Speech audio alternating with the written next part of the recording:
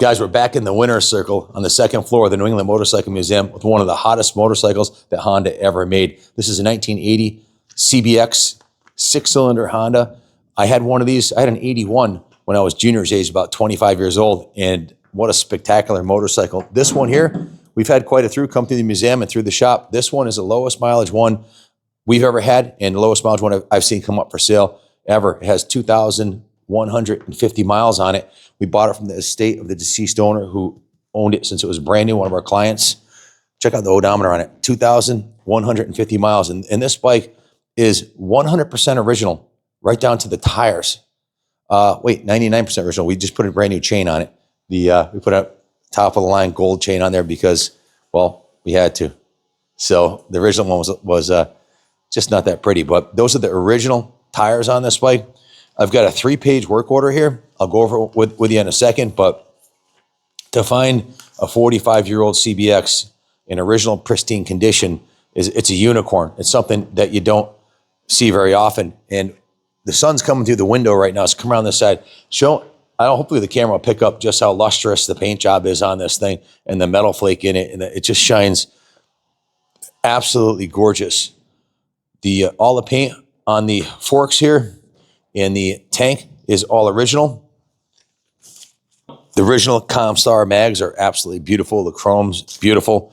There is a 3-page work order. I'll never remember everything, so I'll go over it with you really quick. And I have Justin Harris, our resident CBX expert here, so he can tell you why this thing runs so good and how he got the carbs dialed in the way they are. First thing we do is we installed a new battery.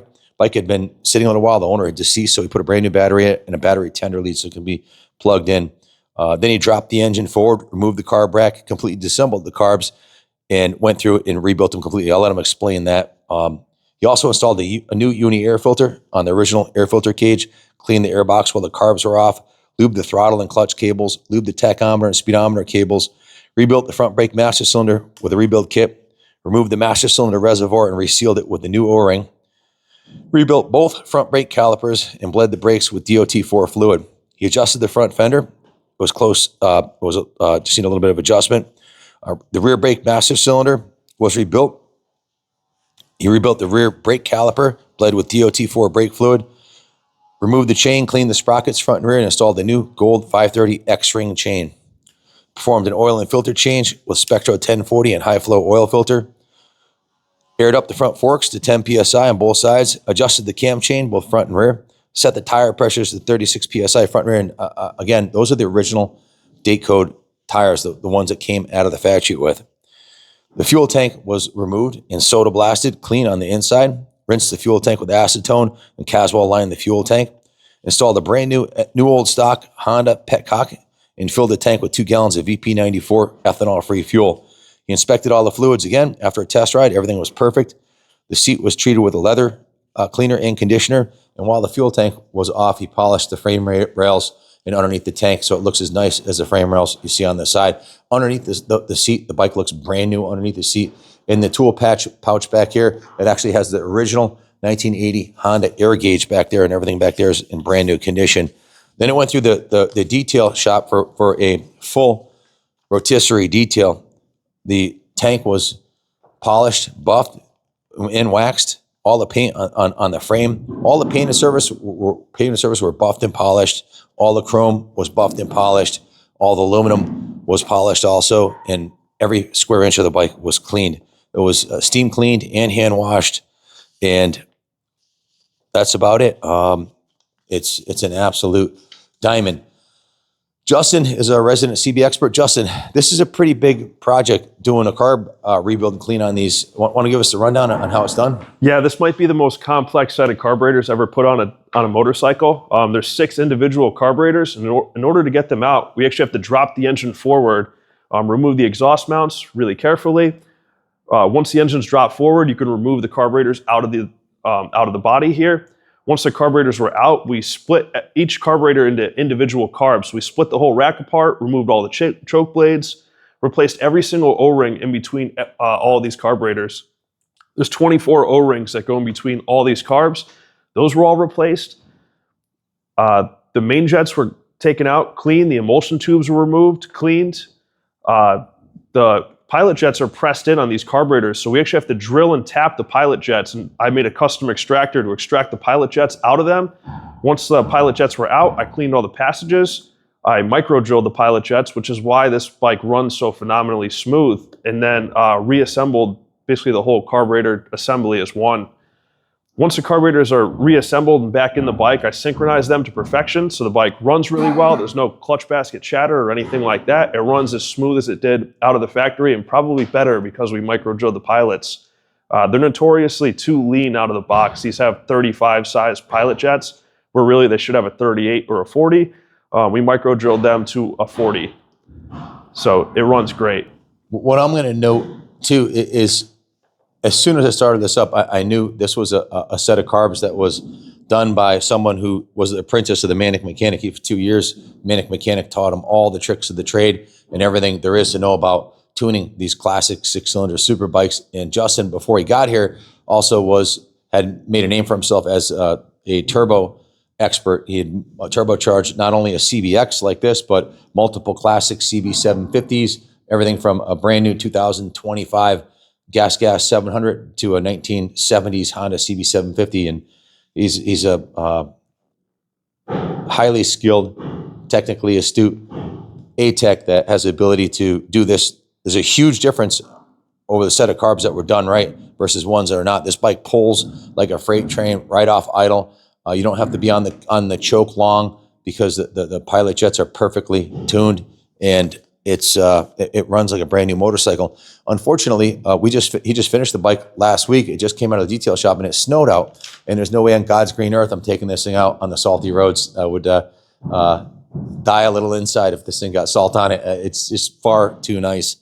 Justin, what are some of the specific features about the 1980s CBX that make this a significant motorcycle? Yeah, so the 79 and 80, they're really similar, but they're also like individual motorcycles in that the 1979 had the silver Comstar mag wheels, and it had a different tail section on it. This one has a door, an access door for the tool pouch, where the 79s didn't. They were just completely smooth over it, and you would have to pull the seat off to access the storage underneath. So that's two of the main differences. The carburetors are also different on the 1980 model, ever so slightly. Other than that, though, they're fairly similar motorcycles. This really is a beautiful and original example, too. The turn signals are original, front and rear, which you just never find. These bikes are always dropped. You know, there's no scratches on the exhaust. That's the original exhaust system on it. Pretty remarkable for a 45-year-old, any motor vehicle to find one with 2,000 miles from 1980 is unheard of. But a CBX, the holy grail of the Honda family, it's pretty much what we call unobtainium here. Look at the chrome on this thing, man. Just beautiful. There is a little bit of patina on a couple spots. It's not brand new, but it's absolutely the finest one I've ever seen. The engine cases are in beautiful condition. The gentleman who owned this, rest in peace. This was a lifelong love affair. He also had 3 beautiful Corvettes. In fact, I need to call his daughter because we're trying to buy one of his Corvettes. So he's got some beautiful Corvettes. And he kept these stored in heated storage and maintained them beautifully. And later in years, he was getting sick, so he didn't ride it much. He never rode it much. It was 2,000 miles, but he kept it in spectacular condition. So if you're looking for the finest CBX for sale on the internet today in the world, this is it. There's really nothing better than this. I haven't seen a nicer example come up ever. And the originality, to have the original tires on it with the original factory date codes on them is unheard of. Just absolutely unheard of. And Justin went through this thing top to bottom, front to back, and it was given a full rotisserie detail. So look at the pipes on this thing. They're not even blued or anything. They're just, there's an indication, there's a clue that the carbs have always been well cared for on this. And the bottom of the bike looks as nice as the top of the bike. It's a really remarkable piece of Honda history. We ordered some touch-up paint for it, and it literally just came in, and we came in here to film it, and I thought the guys had done the touch-up paint on it, but they didn't. There's a spot right here. We special ordered this paint. There's a couple tiny nicks on the fender, and it's a special ordered exact factory paint. It just came in, so we'll have that little nick right there touched up. The tank overall is typically, these are normally extremely faded and they become like a silver color on the top. This one still retains 95% of the original red color, just shows a very, very, very light patina are fading, which is indicative of this being an original. Guys, this is going to be 50 years old in a few years. It's 45 years old.